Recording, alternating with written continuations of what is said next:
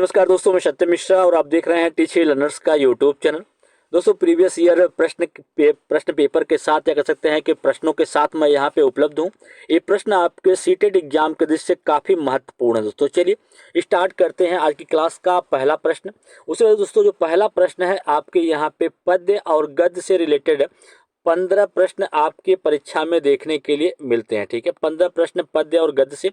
उसके अलावा जो 15 प्रश्न बच जाता है वो पैडोलॉजी से, पैडागोजी या पैडोलॉजी जिसे बोलते हैं, वो शिक्षण से होता है। ठीक है, तो सबसे पहले जो प्रश्न है आपके यहाँ पे इस पद्य यहाँ पे दिया गया है और उस पद्य से रिलेटेड यहाँ पे प्रश्न है, इनका जवाब आपको देना है। तो सबसे पहले आपको ये पद्य पढ़ लेना है, पद्य क्या कहना चाहता है। ठीक है, तो यहाँ पे दोस्तों पद्य में कह रहा है कि पूर्व चलने के बटोही बाट की पहचान कर ले। है अनिश्चित किस जगह पर सरिता गिरी गहर मिलेगी। है अनिश्चित किस जगह पर बाग वन सुंदर मिलेंगे। किस जगह यात्रा खत्म हो जाएगी यह भी अनिश्चित है। अनिश्चित कब सुमन कब कंटकों के सर मिलेंगे। कौन सहसा छू जाएंगे मिलेंगे कौन सहसा आ पड़े कुछ भी रुकेगा। ठीक है, रुके कुछ भी, यहाँ कहा जा रहा है ना कि कौन सहसा छू जाएंगे मिलेगा कौन सहसा आ पड़े कुछ भी रुकेगा तू न ऐसी आन कर ले। दोस्तों यहाँ पे बटोही को कहा जा रहा है, मतलब व्यक्ति को, कि किसी प्रकार का कोई भी कब आ पड़े या कब मिल चले। ठीक है, लेकिन आपको क्या करना पड़ेगा कि आपको जो अपनी यात्रा है उस पर चलते रहना है, जो आपका लक्ष्य है उसको प्राप्त करना ही है। ठीक है, पूर्व चलने के बटोही बाट की पहचान कर ले। चलने से पहले बटोही बाट की जो है या कह सकते हैं कि रास्ते की पहचान कर ले। तो यहाँ पे दोस्तों कहा गया है कि यहाँ पे अनिश्चितता की बात कही जा रही है इस पूरे पेपर में। कब कौन मिल जाए यह अनिश्चित नहीं है, कब क्या हो जाए दोस्तों किसी को भी कुछ पता नहीं है। तो अनिश्चितता को लेके यहाँ पे दोस्तों बातें कही जा रही हैं। तो सबसे पहला जो प्रश्न दोस्तों यहाँ पे पूछा गया है कि इसमें कहा गया है कि कविता के पंक्तियों में यात्रा के किस विशेषताओं की ओर संकेत किया गया है। कठिनाइयों की ओर, सुखों की ओर, अनिश्चितता की ओर या साहस की ओर। दोस्तों आपको देखे होंगे पूरे जो आप पद पढ़े हैं, पूरे पद में सिर्फ अनिश्चितता की बात कही जा रही है। कहा जा रहा है कि पूर्व चलने के बटोही बाट की पहचान कर ले। है अनिश्चित किस जगह पर सरित गिरी गहर मिलेंगे।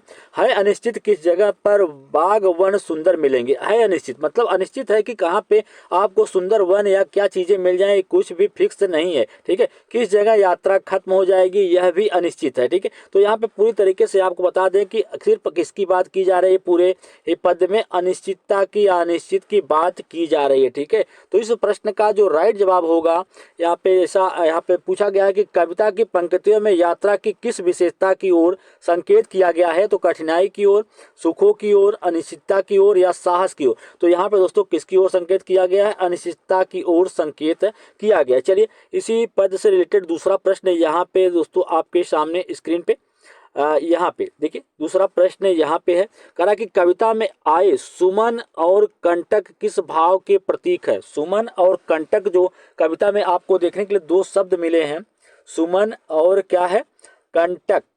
ठीक है, तो एक किस भाव के प्रतीक हैं। ठीक है, तो यहाँ पे दोस्तों भाव के प्रतीक को आपको बताना है। कविता में उल्लिखित जो सुमन और कंटक सुख और दुख के प्रतीक है। किसके प्रतीक हैं, सुख और दुख के प्रतीक हैं दोस्तों। यहाँ पे आपको देखने के लिए मिला, सुख और दुख का मतलब ये होता है कि जीवन में दोस्तों मनुष्य के जीवन में विषाद और आनंद के कभी क्षण आते हैं जिसके मानव के जीवन में प्रगतिशीलता और धैर्य के साथ आगे बढ़ने की क्षमता का विकास होता है। दोस्तों हर एक मनुष्य के जीवन में सुख और दुख जो पहलू होते हैं जो आते रहते हैं, वही चीजों का वर्णन इसमें किया गया है सुमन और कंटक के जरिए। ठीक है, चलिए अगला प्रश्न जो यहाँ पे पूछा जा रहा है, कह रहा है कि कविता की पंक्तियों में कवि व्यक्ति को किस बात की प्रेरणा दे रहा है।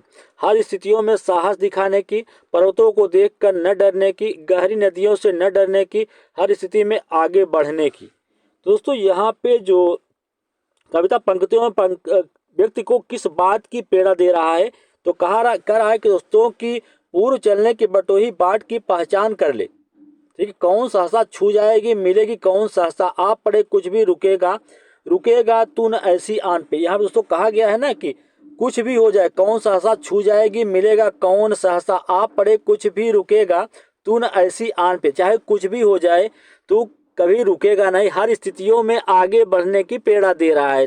ठीक है, चलिए अगला प्रश्न है यहाँ पे कराए कि इस जीवन यात्रा में कुछ भी निश्चित नहीं है, सब कुछ निश्चित है, सब और मुश्किलें हैं, सब और सुख है। दोस्तों यहाँ पे कहा जा रहा है ना कि इस जीवन यात्रा में कुछ भी निश्चित नहीं है, यहाँ पे अनिश्चितता की बात कही जा रही है। तो कहने का मतलब कुछ भी निश्चित नहीं है, ठीक है। चलिए यहाँ पे जो इससे रिलेटेड अगला प्रश्न है, यहाँ पे कह रहा है कि नीचे दिए गए शब्दों में से सरित का समानार्थी शब्द कौन सा नहीं है। सरित का समानार्थी शब्द कौन सा नहीं है। सरित का समानार्थी शब्द प्रवाह नहीं है। अन्य तीन क्या है दोस्तों, सरित के समानार्थी शब्द हैं। यहाँ पे जो प्रवाह दिया गया है यही इसका समानार्थी शब्द नहीं, बाकी टटनी, जयमाला, नद तीनों ही क्या हैं, सरिता के समानार्थी शब्द हैं, ठीक है। चलिए यहाँ पे अगला जो है प्रश्न, यहाँ पे पूछा जा रहा है कि अनिश्चित शब्द में कौन सा प्रत्यय आ गया। प्रत्यय ऐसे शब्द जो किसी शब्द या वाक्य के अंत में जुड़ के उसका अर्थ जो है परिवर्तित कर दें, वो प्रत्यय कहलाते हैं।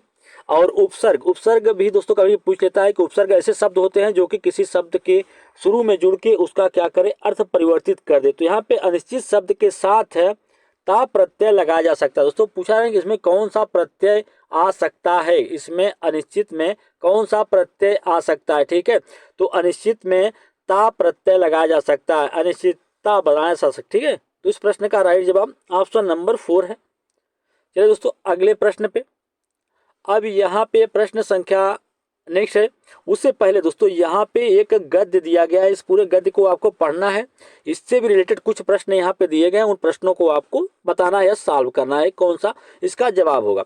तो यहाँ पे सबसे पहले हम पूरा ये जो गद्य दिया गया इसको पढ़ने की कोशिश करते हैं दोस्तों, कि राष्ट्रीय पर्वों और सांस्कृतिक समारोह के दौरान गीत गाए जाए, कविता सुनी जाए, सुनाई जाए, इसे लेकर माता पिताओं, स्कूल और समाज में व्यापक सहमति है। लेकिन गीत कविताएं बच्चों के जीवन में रच बस जाएं, वे उनका भरपूर आनंद लेने लगें, खुद तुकलबंदियां करने लगें, रचने लगे, यह माता पिता को मंजूर नहीं। माता को लगता है कि ऐसा करते हुए वे उस राह से भटक जाएंगे जिस राह पे वे उन्हें चलाना चाहते हैं, जिस राह से वे उन्हें अपनी सोच हुई मंजिल पर पहुंचाना चाहते हैं। उनकी इस इच्छा में यह निहित है कि बच्चे वैसा कुछ भी नहीं करें जो कि वे करना चाहते हैं, बल्कि वैसा करें जैसा माता पिता चाहते हैं। उनके भीतर बच्चे के स्वतंत्रतापूर्वक सीखने की प्रक्रिया के प्रति सतत संदेह और गहरा डर बना रहता है। यही हाल स्कूल का भी है। गीत कविता स्कूल और कक्षाओं की रोजमर्रा की गतिविधियां का हिस्सा बन जाए, यह स्कूल को मंजूर नहीं है।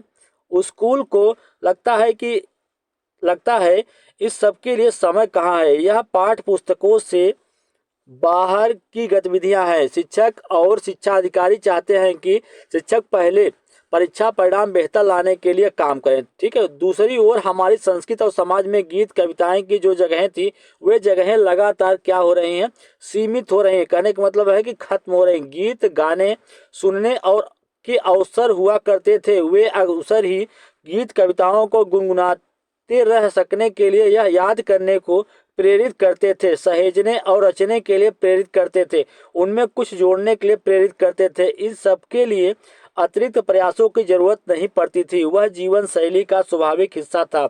बच्चों के लिए पढ़ाई से अधिक खेलने कूदने के लिए समय और जगहें थी। खेलने कूदने की मस्ती के दौरान ही उनके बीच से स्वतः ही नए खेलों, तुकलबंदियों और खेल गीतों और बाल गीतों का सृजन भी हो जाया करता था। उनकी रचनाएं चलन में आ जाया करती थी, जबान पर चढ़ जाया करती थी और सालों साल उनकी टोलियों के बीच बनी रहती थी। समय के साथ उनमें कुछ कमी पाए जाने पर संशोधित होती रहती थी, ठीक है।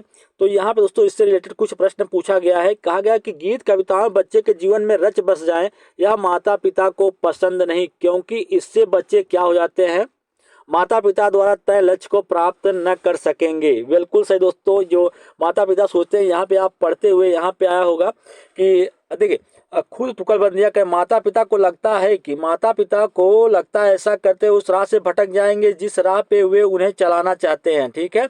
तो कहने का मतलब है कि बच्चा जो है अगर गीत कविताओं के माध्यम जीवन में रच बस जाएं तो यह माता पिता को पसंद नहीं, क्योंकि इससे बच्चे माता पिता द्वारा तय लक्ष्य को प्राप्त नहीं कर सकेंगे। बिल्कुल सही। अगला है, ऐसा माता पिता को लगता है, ठीक है। गीत कविता स्कूल को भी पसंद नहीं करते, क्योंकि उन्हें लगता है कि स्कूली पढ़ाई लिखाई से इसका कोई संबंध नहीं है, इससे बच्चे का बहुत समय नष्ट होगा, इससे परीक्षा परिणाम देर से आएंगे। यह सीखना बहुत ही कठिन काम है। यह सीखना बहुत ही कठिन काम है। तो दोस्तों यहाँ पे आप खुद देखे होंगे, यही हाल स्कूल का भी। कविता स्कूल और कक्षाओं की रोजमर्रा की गतिविधियों का हिस्सा बन जाए, यह स्कूल को मंजूर नहीं है। स्कूल को लगता है कि यहाँ पे दोस्तों स्कूल को लगता है कि इसके लिए समय कहाँ है। यह पाठ्य पुस्तकों से बाहर की गतिविधियां है। शिक्षक और शिक्षा के अधिकारी नहीं चाहते हैं। शिक्षक पहले परीक्षा परिणाम बेहतर लाने के लिए काम करते हैं। स्कूल पढ़ाई लिखाई से इसका कोई क्या है, संबंध नहीं है। तो इस प्रश्न का राइट जवाब क्या हो जाएगा, ऑप्शन नंबर। दोस्तों आप पूरा अगर गद्य पूरे सही तरीके से पढ़ लेंगे तो आपको खुद समझ में आ जाएगा और जो प्रश्न पूछेगा उसका जवाब आसानी से आप दे सकते हैं। तो यहाँ पे जो इससे रिलेटेड तीसरा प्रश्न है यहाँ पे है कि गीत कविता के बारे में कौन सा कथन सही नहीं है। ये संस्कृति का अभिन्न अंग है। ये जीवन शैली का स्वाभाविक हिस्सा है। ये भाषा सृजनात्मकता को पोषित करती है। समाज में इनकी व्यापक सहमति नहीं है। कविता के बारे में कौन सा कथन सही नहीं है। सही नहीं कथन यहाँ से आपको चुनना है कि कौन सा कथन सही नहीं है। ठीक है, तो सही नहीं दोस्तों कि समाज में इनकी व्यापक सहमति नहीं है। ठीक है, तो इस प्रश्न का राइट जवाब क्या हो जाएगा, समाज में क्या है, इनकी व्यापक सहमति नहीं है। तो इस प्रश्न का राइट जवाब ऑप्शन नंबर 4 होगा। वहीं शिक्षा व्यवस्था गीत कविता को किस दृष्टि से देखते हैं, बाधक के रूप में, साधक के रूप में, सहयोगी के रूप में या संपूरक के रूप में। शिक्षा व्यवस्था भी जो है दोस्तों आपको बता दें कि शिक्षा व्यवस्था भी इसको किस रूप में देखती है, एक बाधा के रूप में देखती है। अगला प्रश्न, अनुच्छेद के आधार पर दोस्तों कहा गया है कि अनुच्छेद के आधार पर गीत कविता के बारे में कौन सा कथन सही नहीं है। जो यहाँ पे अनुच्छेद दिया गया इसमें गीत कविता के बारे में कौन सा कथन जो है सही नहीं। स्कूल और परिवार इसकी महत्ता को समझ नहीं रहे। इससे बच्चे अपनी राह से भटक जाएंगे। ये बच्चों को शब्दों से खेल खेलने का अवसर देती है। बच्चे इसका भरपूर आनंद लेते हैं।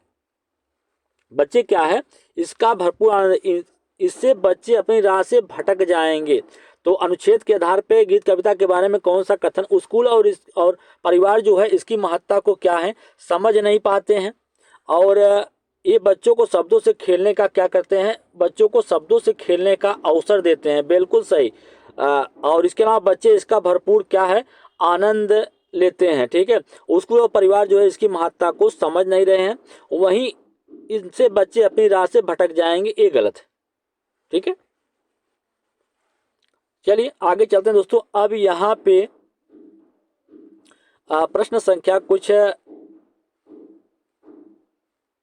ठीक है, अब यहाँ पे अगला आगे चलते हैं दोस्तों कि यहाँ पे कहा गया है कि बच्चों के लिए लक्ष्य कौन निर्धारित करता है, स्वयं बच्चे, माता पिता, स्कूल या शिक्षा अधिकारी। बच्चों के लिए लक्ष्य जो होता है कौन निर्धारित करता है, बच्चों के लिए लक्ष्य निर्धारित करने का काम किसका होता है, उनके अपने माता पिता का। स्वयं बच्चे कोई लक्ष्य निर्धारित नहीं कर सकता है। ठीक है, स्कूल, शिक्षा अधिकारी, माता पिता। बच्चे के लक्ष्य कौन निर्धारित करता है, उसके अपने माता पिता लक्ष्य निर्धारित करते हैं। कविताएं सुनी सुनाई जाए में क्रिया है। कविताएं जो हैं वो क्या होनी चाहिए, कविताओं को सुनी सुनाई जानी चाहिए। इसमें कौन सी क्रिया है, ठीक है, तो कविताएं जो हैं वो सुनी सुनाई जानी चाहिए। तो इसके अंतर्गत क्रिया का व्यापक फल जो है कर्म पर पड़ रहा है, अर्थात कर्म तथा क्रिया परस्पर प्रभावित हो रहे हैं। तो यहाँ पे क्या है, सकर्मक क्रिया है। जहाँ पे दोस्तों कर्म तथा क्रिया परस्पर प्रभावित हो, मतलब कहने का मतलब है कर्म और क्रिया दोनों ही प्रभावित होते हैं, वहाँ पे अकर्मक, सकर्मक, प्रेरणात्मक या द्विकर्मक क्रिया, तो वहाँ पे क्या होती दोस्तों, सकर्मक क्रिया होती है। तो इस प्रश्न का राइट जवाब ऑप्शन नंबर 2 इसका राइट जवाब है। वहीं आगे दोस्तों क्या है, सांस्कृतिक। यहाँ पे दोस्तों सांस्कृतिक शब्द दिया गया और पूछ रहा है कि इसमें कौन सा प्रत्यय है, तिक प्रत्यय है, कृतिक है, इक है या क है। तो प्रत्यय क्या होते हैं, ऐसे शब्द जो किसी के वाक्य के अंत में जुड़ के उसका अर्थ परिवर्तित कर दें, वो क्या कहलाते हैं, प्रत्यय कहलाते हैं। जिन प्रत्ययों के लगने से पदार्थ के गुण का बोध हो उन्हें गुणात्मक या गुणवाचक प्रत्यय कहते हैं। ठीक है दोस्तों, तो यहाँ पे आपको बताना है कि कौन सा प्रत्यय लगा हुआ है। संस्कृत में संस्कृति जो शब्द है दोस्तों उसमें इक प्रत्यय लगने से सांस्कृतिक बन जाता है। ठीक है, तो यहाँ पे ऐसे शब्द लिखा जाए, संस्कृति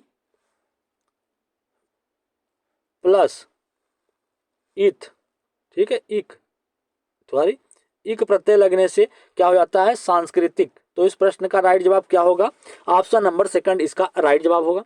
वहीं आगे चलते हैं अगला प्रश्न। अब यहाँ पे दोस्तों प्रश्न संख्या नेक्स्ट है और यहाँ पे पूछा रहा है कि मंजूर का समानार्थी शब्द है पसंद होना, प्रस्ताव, स्वीकार या अच्छा।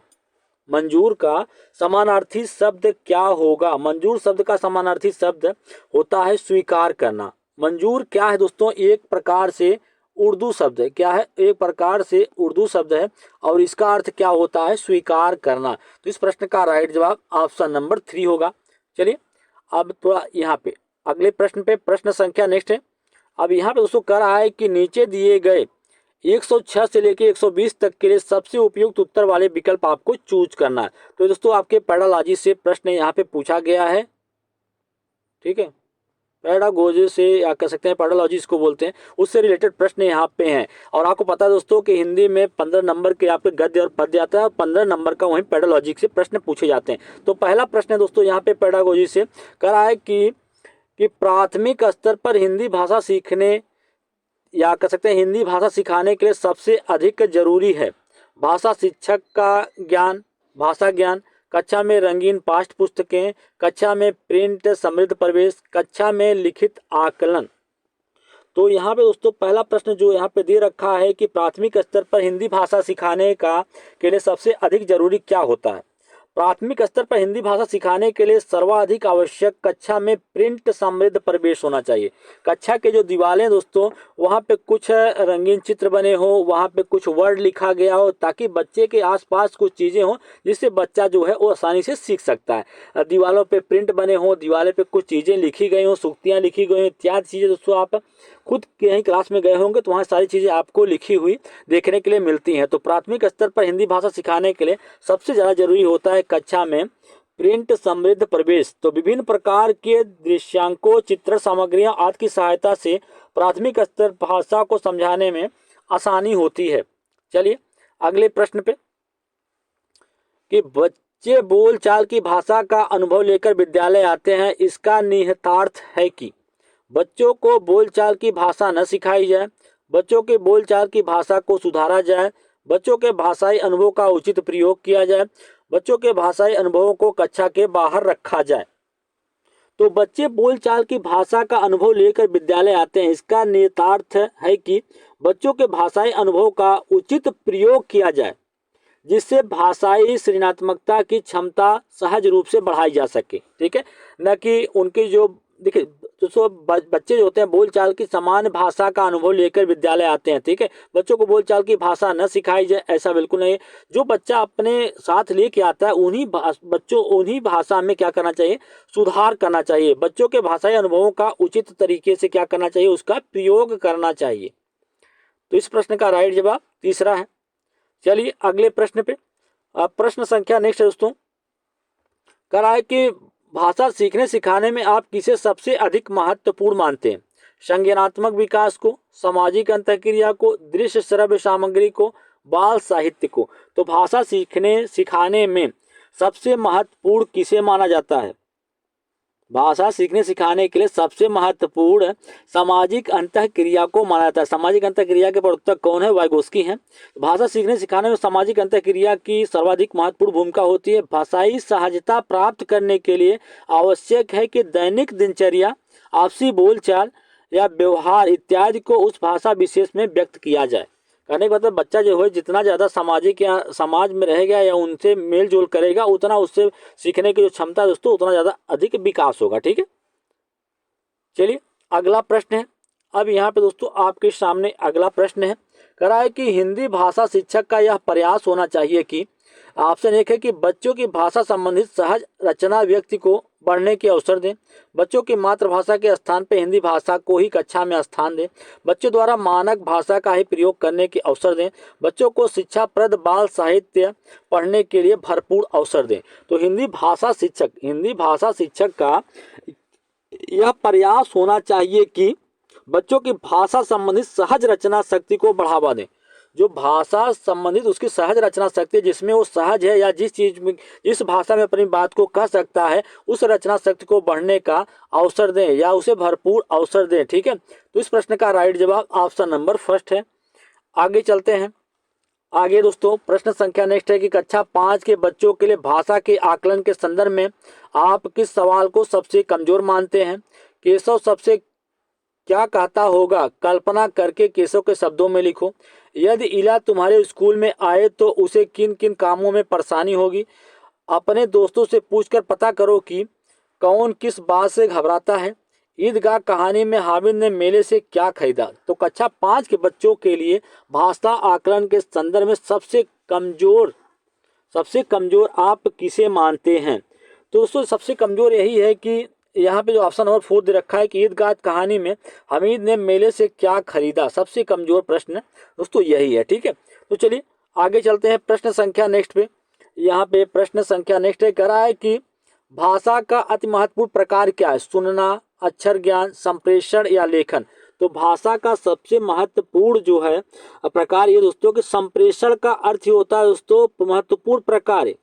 सबसे महत्वपूर्ण जो प्रकार है दोस्तों क्या है? संप्रेषण। संप्रेषण कहने का मतलब है कि हम अपनी बातों को दूसरे के समक्ष रख पाएं और कह पाएं। ठीक है, संप्रेषण की सफलता, संप्रेषण के अंतर्गत भाषा के प्रसार में सहायता मिलती है। संप्रेषण के विभिन्न माध्यमों जैसे रेडियो, समाचार पत्र, पत्रिकाओं, इंटरनेट इत्यादि से भाषा की प्रसार की जो क्षमता होती है वो वर्धित की जा सकती है। ठीक है, ये सभी क्या होते हैं? संप्रेषण के माध्यम होते हैं, सूचना आदान प्रदान करना। अगला प्रश्न है, अगला प्रश्न दोस्तों यहाँ पे आपके सामने करा है कि सुनने और लिखने की कुशलता का आकलन करने का सबसे अच्छा तरीका क्या है? कविता सुनना और शब्दशः लिखना, कविता सुनकर प्रश्नों के उत्तर लिखना, सुनी गई कहानी को अपने शब्दों में लिखना, सुनी गई कहानी को शब्दशः लिखना। ठीक है, तो यहाँ पे दोस्तों सुनने और लिखने की कुशलता का सबसे अच्छा आकलन यही कर सकते हैं कि सुनी गई कहानी को जब उससे अपने शब्दों में लिखने के लिए कहेंगे तो उससे उसने क्या सुना और क्या लिखना, उस कुशलता का आकलन दोस्तों अच्छे तरीके से हो सकता है। आगे अगला प्रश्न है, कह रहा है कि सार्थक पढ़ते समय कभी कभी वाक्यों शब्दों की पुनरावृत्ति करता है। यह भाषाई व्यवहार दर्शाता है। वह पढ़ने में अधिक समय लेता है, वह अटक अटक कर ही पढ़ सकता है, वह समझ के साथ पढ़ने की कोशिश करता है, उसे लंबे शब्दों को पढ़ने में कठिनाई होती है। तो क्या दोस्तों कि सार्थक जो है, सार्थक पढ़ते समय कभी कभी वाक्यों शब्दों की क्या करता है? पुनरावृत्ति करता रहता है। ठीक है, तो पुनरावृत्ति क्यों करता है? क्योंकि दोस्तों सार्थक का यह भाषाई व्यवहार है कि यह संकेत करता है कि वह समझ के साथ पढ़ने की कोशिश कर रहा है। किसके साथ? वह समझ के साथ कोशिश कर रहा है। इस कारण वह पढ़ते समय कभी कभी वाक्य शब्दों को क्या करता है? उसका दोहराता रहता है, पुनरावृत्ति करता रहता है। अगला प्रश्न, प्रश्न संख्या नेक्स्ट है कि हिंदी भाषा में आकलन का उद्देश्य नहीं है। बच्चों की भाषा प्रगति को अभिभावकों और अन्य शिक्षकों को बताना, भाषा सीखने के संदर्भ में प्रत्येक बच्चे की विशेष आवश्यकता की पहचान करना, भाषा सीखने सिखाने की प्रक्रिया को उन्नत बनाना, बच्चों की भाषागत त्रुटियों की ही पहचान करना। तो हिंदी भाषा में आकलन का उद्देश्य नहीं है। हिंदी भाषा में आकलन का उद्देश्य क्या नहीं है?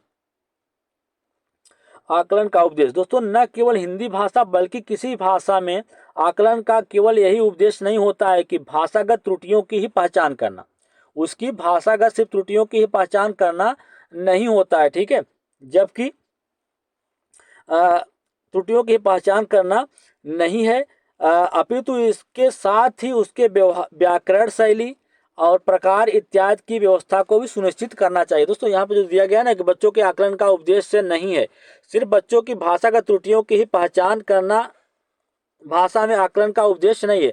भाषा सीखने सिखाने की प्रक्रिया को उन्नत बनाना, भाषा सीखने के संदर्भ में प्रत्येक बच्चों की विशेष आवश्यकताओं की पहचान करना कि किसे कहाँ पे दिक्कत हो रही है, उसको किस प्रकार सुधारा जा सकता है, बच्चों की भाषा की प्रगति को अभिभावक और शिक्षकों को बताना। ठीक है, चलिए आगे चलते हैं। प्रश्न संख्या नेक्स्ट है, कहा कि आपके विचार से प्राथमिक स्तर पर उत्कृष्ट लेखन कार्य का उदाहरण है। छुट्टियां कैसे मनाई इस विषय पर अनुच्छेद लिखना, मेरे सपनों का भारत विषय पर अनुच्छेद लिखना, पाठ्य पुस्तकों से इतर कठिन शब्दों का श्रुतलेख लिखना, किसी आंखों देखी घटना का लिखित वर्णन करना। तो आपके विचार में प्राथमिक स्तर पर उत्कृष्ट लेखन का कार्य क्या है? उत्कृष्ट लेखन का कार्य प्राथमिक स्तर पर दोस्तों सबसे उत्कृष्ट लेखन का कार्य यही है कि अपने किसी आंखों देखी घटना का लिखित वर्णन करना। किसी भी लेखन कार्य के उत्कृष्ट प्रयास किए जाते हैं कि प्राथमिक स्तर पर अपने खुद के अनुभव को अपने शब्दों में वर्णित किया जाए। लेखन कार्य का प्रारंभ प्रायः सहज विषयों पर सरल शब्दों में किया जाना चाहिए, जिसका आधार अनुभव होता है। अन्य ज्ञान होने से प्राथमिक स्तर पर उसकी बोधगम्यता क्या होती है, बढ़ जाती है। अपनी आंखों देखी घटना का लिखित वर्णन करना। आगे है, अगला प्रश्न है कि भाषा सीखने के संदर्भ में कौन सा कथन सही है। बच्चों में भाषा अर्जित करने की जन्मजात क्षमता होती है। बच्चों में भाषा अर्जित करने की जन्मजात क्षमता नहीं होती है। बच्चे विद्यालय आकर ही भाषा सीखते हैं। बच्चों विभिन्न संचार माध्यमों से ही भाषा सीखते हैं। तो भाषा सीखने के बारे में कौन सा कथन जो है वो सत्य है। तो मनुष्य में या बच्चों में जो भाषा सीखने की क्षमता होती है वो क्या होती है, जन्मजात होती है। ठीक है, चलिए अगला प्रश्न। प्रश्न संख्या नेक्स्ट है दोस्तों, करा है कि डिस्ग्राफिया से प्रभावित बच्चों को मुख्य रूप से कठिनाई होती है सुनने में, बोलने में, पढ़ने में या लिखने में। तो डिस्ग्राफिया का मतलब होता है दोस्तों बच्चा जो है उसको लिखने में दिक्कत हो रही है। अगर डिस्ग्राफिया एक विशेष विकृति होती है जो सीखने की अक्षमता है, तो जो लिखने कौशल को प्रभावित करती है, जिसे बच्चे में डिस्ग्राफिया पाया जाता है, वो बच्चे क्या करते हैं, लेखन प्रक्रिया में कठिनाई और धीमी होती है। ठीक है, और वहीं पे डिसलेक्सिया की बात करें तो डिसलेक्सिया जब पढ़ने में बच्चे को दिक्कत होती है तो क्या कहलाता है, डिसलेक्सिया कहलाता है। और डिस्ग्राफिया बच्चे को लिखने में समस्या हो। तो आगे अगला प्रश्न दोस्तों यहाँ पे आपके सामने कि प्राथमिक स्तर की हिंदी भाषा की पाठ्य पुस्तकों में आप किसे सर्वाधिक महत्वपूर्ण मानते हैं। बहुत प्रसिद्ध लेखकों की प्रसिद्ध रचनाएं, नैतिक मूल्यों वाली कहानी कविताएं, बहुतायत में दिए गए अभ्यास, हिंदी भाषा को विविध रूपों में देने वाली रचनाएं। तो प्राथमिक स्तर की हिंदी भाषा की पाठ्य पुस्तकों में सर्वाधिक महत्वपूर्ण आप किसे मानते हैं, किसे माना जाएगा सर्वाधिक महत्वपूर्ण। तो प्राथमिक हिंदी भाषा को विविध रूपों में रूप देने वाली रचनाएं, ऐसी रचनाएं जो हिंदी भाषा को विविध रूप प्रदान करती हैं या विविध रूप प्रदान करें, वो क्या कहलाती हैं, आपकी सबसे महत्वपूर्ण। क्योंकि बहुत प्रसिद्ध लेखकों की प्रसिद्ध रचनाएं, नैतिक मूल्यों वाली कहानी कविताएं। अगला प्रश्न करा कि बहुभाषित कक्षा में बच्चों की भाषाएं संसाधन के रूप में कार्य कर सकती हैं, शिक्षकों के लिए बेहद जटिल चुनौती है, आकलन की प्रक्रिया को बाधित करती हैं, भाषा सीखने की प्रक्रिया को बाधित करती हैं। तो बहुभाषिक कक्षा, ऐसी कक्षा जिसमें जो बच्चे हैं विभिन्न मातृभाषा वाले बच्चे होते हैं, ऐसी कक्षा बहुभाषिक कक्षा कहलाती है। तो बहुभाषिक कक्षा में बच्चों की भाषाएं जो होती हैं वह भाषाएं संसाधन के रूप में कार्य करती हैं, संसाधन के रूप में कार्य कर सकते हैं, क्योंकि विभिन्न भाषाओं के भाषिक आदान प्रदान के अवसर बढ़ जाते हैं, जिससे दोस्तों बच्चा जो होता है विभिन्न प्रकार के भाषाओं का ज्ञान उसको होता है। ठीक है, और विभिन्न प्रकार की भाषाओं को सीख सकता है। तो कह सकते हैं कि बहुभाषिक कक्षा बच्चों की जो भाषाएं होती हैं संसाधन के रूप में कार्य कर सकती हैं। आगे भाषा सीखने और भाषा अर्जित करने में अंतर का मुख्य आधार क्या होता है। भाषा की पाठ्य पुस्तकें, भाषा का लिखित आकलन, भाषा का उपलब्ध प्रवेश या भाषा की जटिल संरचनाएं। तो भाषा सीखने और भाषा अर्जित करने में जो मुख्य अंतर होता है दोस्तों वो भाषा का उपलब्ध प्रवेश होता है।